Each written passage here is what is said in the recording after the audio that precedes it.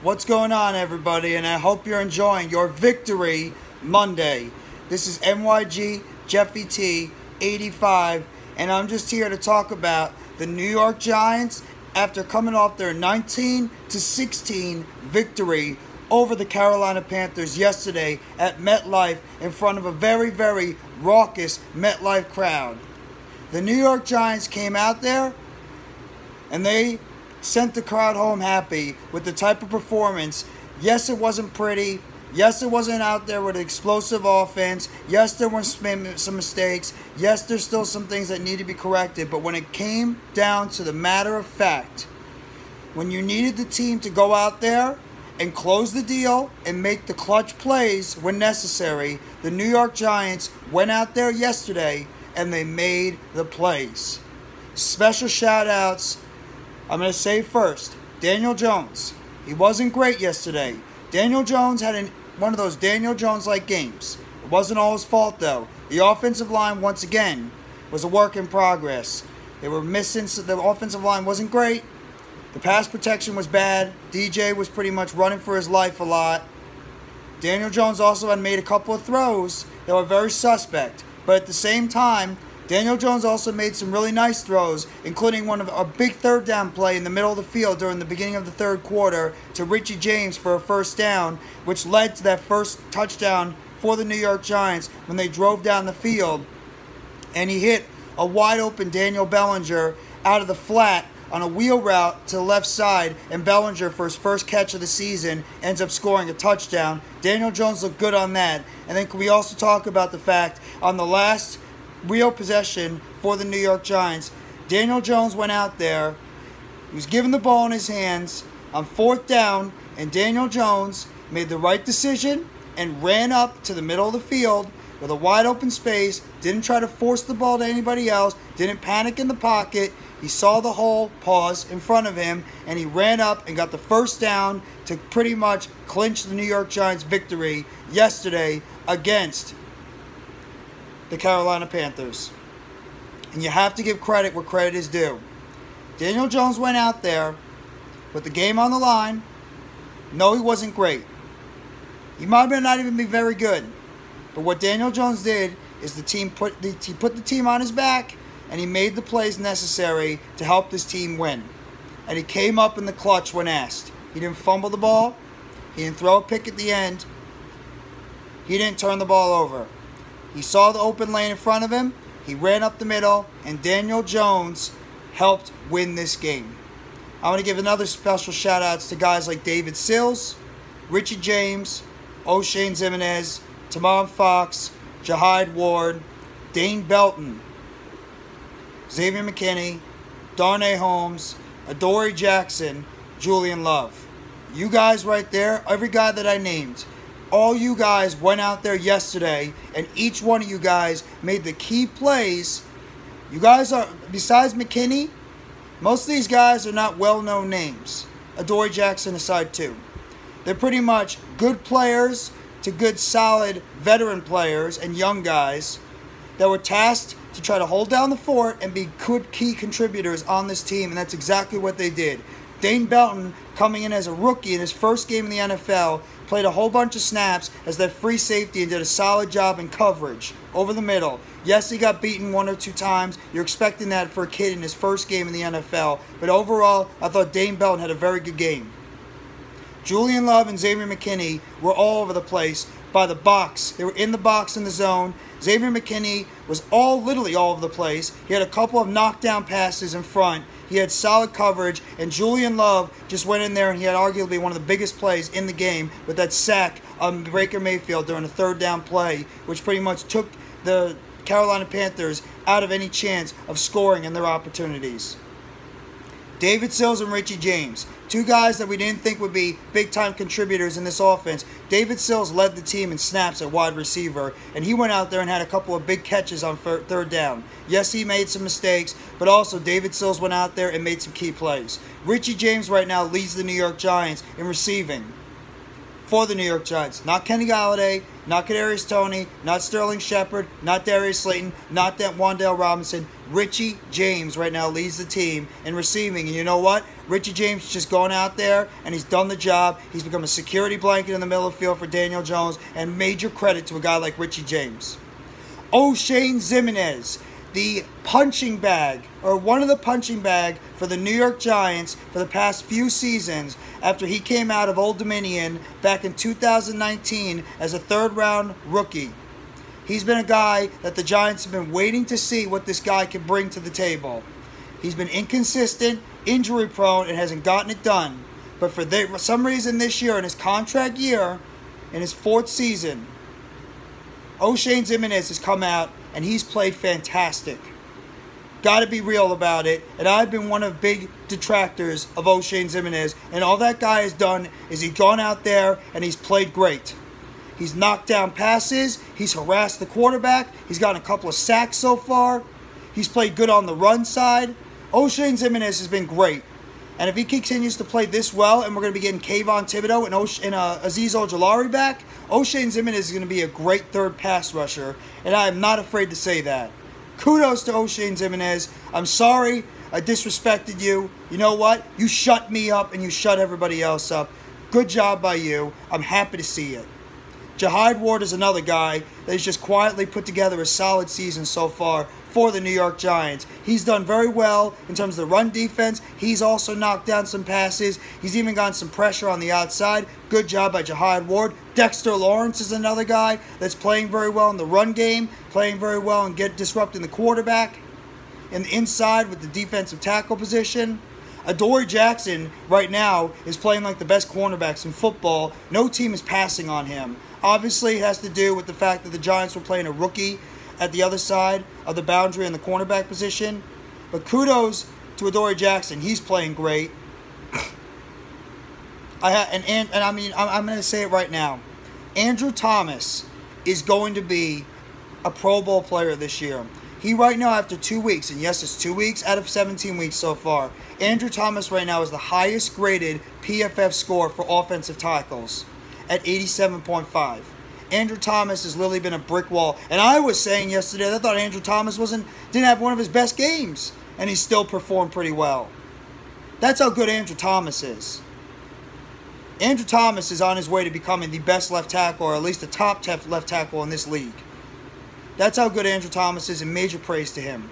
And I'm going to say, too, Saquon Barkley struggled a lot in the beginning of the game. Not all his fault. He was getting tackled in the backfield. He really didn't get a chance to get going. The Panthers were pretty much predicating their defense on trying to stop Saquon Barkley from picking up the type of yardage that he did in the game against the Titans. But Saquon Barkley started to get it going in the second half, was able to break a couple of runs to the outside, was running hard up the middle, wasn't dancing a lot in the box. Saquon Barkley started to come to life in the running game and the passing game, and Saquon Barkley still put up a pretty respectable game. No, it wasn't what he had in the game against the Titans, but you know what? He still was making an impact somewhere in the second half.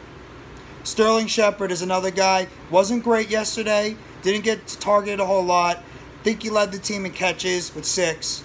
Didn't get a whole lot of yardage, but he also drew that big 15-yard penalty on the outside when he ran that double route, when he was looking to go deep. Still did a very solid job blocking. 4 at the wide receiver position. Another guy just goes out there and gets the job done. Now I want to talk about real quickly about these two guys that have just not done anything right now. I hate to make it a somber point, and then I'm going to get to the injury news. Unfortunately, what we have to find out about Leonard Williams. We're still finding out about him, but Kenny Golladay and Kadarius Toney, once again, did nothing yesterday.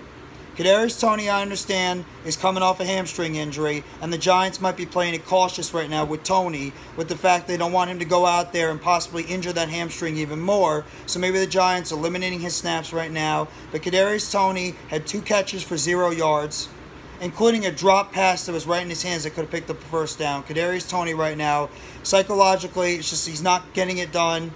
He's not playing a whole lot of snaps. Like I said, it could be the hamstring, or maybe he's just not. Maybe he's in the doghouse right now. And Kenny Golladay. This guy's just... He's just got the bad attitude right now. He did nothing yesterday. He didn't even play 5 snaps total. He had 2 snaps in the game for your $72 million wide receiver who you were expecting to be at least a number 1 or possibly a number 2. Kenny Golladay right now is looking like he's not even the wide receiver 6 on this team. 2 snaps yesterday for your $72 million receiver, and he essentially got benched. And then after the game, you hear that Kenny Golladay literally ran into his locker, cleared out his locker, and ran out of there as soon as possible and didn't even celebrate with his team. This guy is obviously just does not care about being with this team, and I hope I'm wrong. I pray that I'm wrong, but right now Kenny Golladay looks like he does not give a damn about the Giants. And he's probably looking to get the hell out of here, even with the team off to a 2-0 start. I hope I'm wrong. And Brian Daboll said at his press conference that he was just going by the rotation of the wide receivers, and he's going to see, what goes on, how the game predicates itself, and who they're playing. Bullshit. Bullshit. It was a message sent to Kenny Golladay and in some ways to Kadarius Toney that we don't need you guys. Right now, I think they do need Kadarius Toney in a way, but it's a message to Kenny Golladay. We don't need you right now. We're winning right now with David Sills and Richie James playing at wide receiver, and we're still picking up W's because they're contributing. Even Darius Slayton didn't get any snaps, or pretty much got no snaps yesterday. And arguably, besides Sterling Shepard, Kenny Golladay, Darius Slayton, and Kadarius Toney were probably going to be 3 of the top 4 wide receivers on this depth chart. And right now, they're looking like the 5th, 6th, and 7th guys on this roster. And that's before Wan'Dale Robinson even comes back. So we'll have to see what's going to happen with these guys going into the week. But right now, Kenny Golladay and Kadarius Toney and away Darius Slayton, you guys are behind the black ball. You guys need to start stepping up and start to earn your role on this team. You got 15 weeks to do that. Let's see if you can rebound. And unfortunately, I'll talk about the Leonard Williams injury. As in the third quarter, Leonard Williams got his leg stepped on by the right tackle, Taylor Moton. Came up limping, holding on to his knee. Quickly ruled out of the game after he had to be helped to the locker room. In his press conference afterwards, Leonard Williams said that he doesn't think it's going to be anything serious, but we'll have to find out what the prognosis is going to be with Leonard Williams. The fact he got ruled out quickly, and also the fact he was wearing a knee brace on his knee after the game, might indicate there has to be some type of injury to that knee, whether it's a sprain, whether it's a partial tear of the MCL, PCL, LCL, or possibly even the ACL. Williams doesn't think there was any tear in the muscle, but there was a brace on his knee. So obviously it looks like that Leonard Williams, unless he got extremely lucky, is going to miss some time. Maybe it's something similar to what happened with Thibodeau, but the fact he has a brace on his knee doesn't really have the greatest sign, but we'll have to find out what the prognosis is going to be with Leonard Williams going forward. But right now, 2-0. The New York Giants are 2-0 right now, coming out of the game against Carolina. Wasn't pretty. The Giants have still not played their best football right now, but the fact of the matter is the New York Football Giants are 2-0 going into this game against the Dallas Cowboys next Monday. They have a week right now to get healthy, to game plan for Dallas, and this team is possibly... Dallas got a good win yesterday against Cincinnati, but it's still Cooper Rush, and they're a banged-up offensive line, and Kayvon Thibodeau and Azeez Ojulari might be back by Monday next week. So the Giants right now, riding high. We're riding high as a fan base. I don't give a damn what people are saying on Twitter. I don't. I don't care if Daniel Jones was 20 for 50 yesterday with 2 picks. You want him to be better? Yes. Daniel Jones, can he be better? Yes. Can all the offense be better? Yes. Can the defense get even be better? Yes. The fact of the matter is the team won. We're 2-0. I don't care how it gets done. I don't care what way we do it. The Giants are 2-0 for the first time since 2016, and it's not out of the question this team could start the season at 4-0. I am not putting the cart before the wagon, but it's not out of the question this team can go 4-0. We'll have to see what's going to happen against Dallas. But it's really a damn good feeling for the first time in 5 years that this team is starting the season 2-0, and Brian Daboll is bringing a culture, an attitude, a swagger that this organization and this team has not had in a very long time since their Super Bowl days back from 2007 till 2011. And it's a damn good feeling as a Giants fan. And I don't understand people going nitpicking all the little stuff. I understand you want to see better. But right now, the Giants are 2-0 and we're winning. Let's just hope that the good vibes continue. So that's just my video I want to give you guys today on the recap of the New York Giants' 19-16 victory over the Carolina Panthers, as they are 2-0 right now, defending their home turf yesterday against the Panthers, and we're getting ready in about a week for a Monday Night Football game against the Dallas Cowboys, once again at MetLife Stadium, and it's easy that we could beat the Cowboys and start the season at 3-0. So if you guys like this video, please hit the like button below. Subscribe if you haven't already to NYGJeffyT85 for more news and updates and chatter surrounding the New York Giants. Turn on the bell for notifications on the next video or short that's going to be dropping on the channel around the Giants. And let me know in the comment section how you guys feel about this New York Giants team. 2-0 to start the season, what you liked about the game yesterday, what you didn't like, and what you're looking forward to seeing this team do and set up in terms of a game plan against the Dallas Cowboys on Monday Night Football coming up in about a week or so. So I hope everybody enjoys the rest of your Victory Monday. Yes, Victory Monday for the New York Giants today. Take it easy, and let's go New York Football Giants. Giants pride, Giants Nation, together blue, always. Let's go Big Blue.